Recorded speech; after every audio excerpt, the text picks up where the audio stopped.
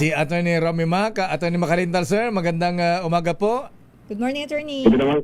Hi, magandang umaga sa inyo, Dayo and Sister El, at sa inyong mga tagapanood, tagapakinig. Namimiss na rin yung magprograma dito sa DZRH. Hindi, pwede naman na paminsan-minsan dumalaw ko dito sa inyo. Ayan. Diba? Pero Attorney Romy Mac, ayan, bago nga natin pag-usapan itong online voting dyan sa Senado, ha? Na naging dahilan ng walkout ng mga minority senators kahapon, ano ang ikaw ay magaling din ha? Ano ang i-recommend mong title ng pelikula sa mga senador? Ayan. Catch Me If You Can. Wow! Kumita na yan, attorney, si Leonardo DiCaprio na yan, di ba? Catch me if you can. If you can, Ayan. and by Zoom I will govern. Aba. Ayan, Ayan, eto na, Attorney Romy Mac. Ayan, pwede ba yun? Ayan, ang isang senador na fugitive ay pwedeng makapag-participate online sa mga discussion, botohan sa legislative body, attorney. Ayan, ano ba ang sinasabi ng batas?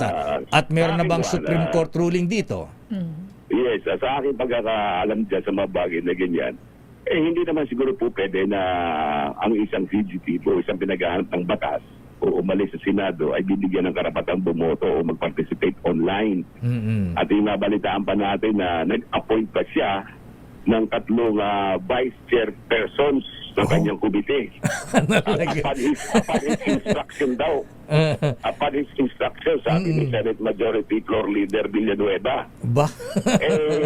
Kung ikaw ay wala doon, at saka ikaw ay nagtatago sa batas, palagay sa akin, palagay hindi naman dapat pinapayagan yon. Dahil sa yung isang bilanggo, na opisyal ng pamahalaan na kabilanggo, yan ay pinagbawalan ng ating Korte Suprema na mag-perform ng kanyang duty kapag nasa bilanggo. May jurisprudence na pala dyan, attorney?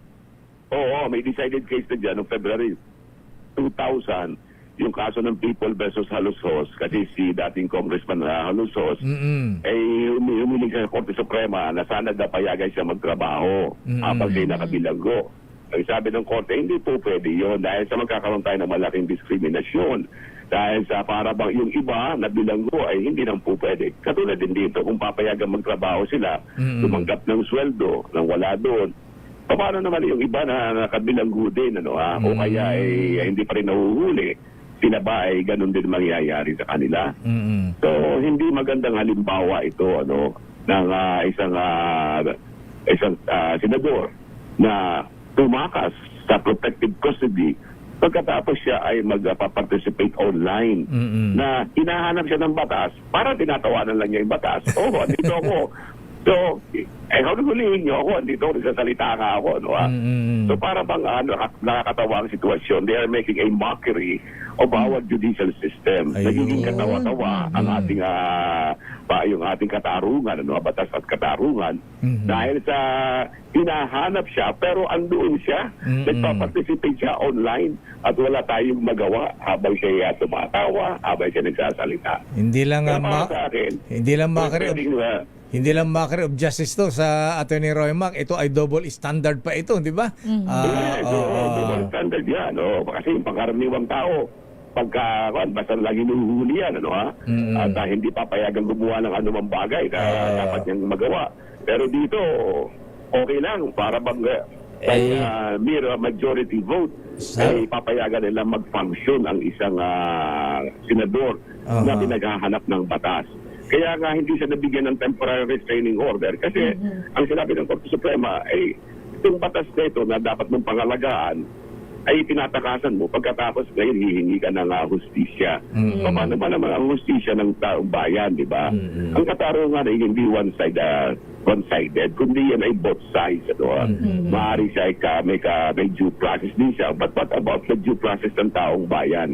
Yung karapatan din ng taong bayan, bakit hindi natin mapangalagaan? Kaya para sa akin, katulad ng isang bilanggo na opisyal na hindi pwede mag-function, ganun din ang isang pinaghahanap ng batas na hindi siya pwede mag-participate sa ganyang sa Senado sa pamamagitan ng online representation. Balikan ko ito yung sinabi mong decided case ng Supreme Court kay Halosos. Ayan, na hindi pwede mag-perform. Bakit noon ay pinapayagan alam natin, nauna si Halosos, di ba, na nakulong. Bakit napayagan dito kay Senator Trillanes at Senator De Lima na sila ay nakapag-submit pa ng mga resolution, mga ganyan, mga bill? Wala pa silang final conviction. Wala pa silang final conviction. Sila, may conviction na yan. Although naka-appeal pa rin sila. But dito, wala pa naman. Si Bato, wala pa namang, naman. si Bato, wala pa namang final conviction eh.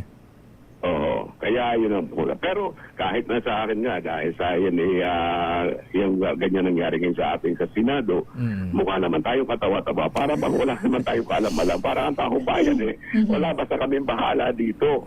Naman, hindi naman tayo yung walang alam sa mga bagay na ganyan. Attorney, ang katawa-tawa, ang taong bayan. Attorney, wala naman tayong magawa. Attorney Romy Mac, Attorney, napakasakit mo na magsalita. Ayan, binibigyan na nga tayo ng entertainment, ginaganyan mo pa sila. Para bang walang nangyari. Ayan, Alam mo, Risa Ontiveros. Walang nangyari. Gano'n na lang ba, papayagan magboto online na parang walang nangyari. Di ba? Nagpunta lang siya doon para bumoto, pagkatapos biglang mawawala na naman. Alam naman natin kung ano ang purpose ng kanyang pagpunta doon. Ayan. Hindi naman ganun kahina ang ang kahina ng pag-iisip ng taong bayan. Kaya sana naman maging maingat din naman yung mayorya. May karapatan talaga ang majority, pero silang tyranny of the majority.